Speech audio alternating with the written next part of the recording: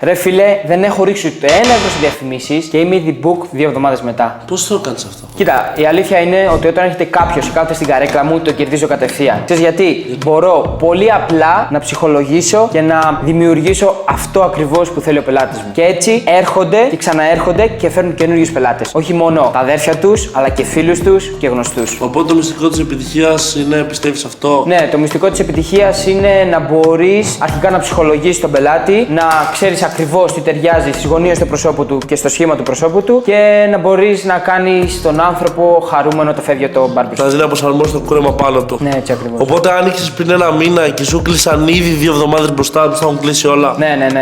Νομίζω ήδη πρέπει να πάμε για το δεύτερο barbershop. Είναι ήδη full εδώ.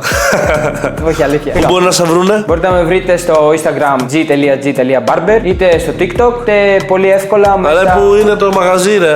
Αμφιλοχίας 4 στο Περιστέρι. Και κλείνω ραντεβού πώς? Κλείνεις ραντεβού ή μέσα από το site ή τηλεφωνικά ή πολύ πιο εύκολα περνώντας από εδώ. Είμαστε δίπλα στο μετρό της Ανθούπολης.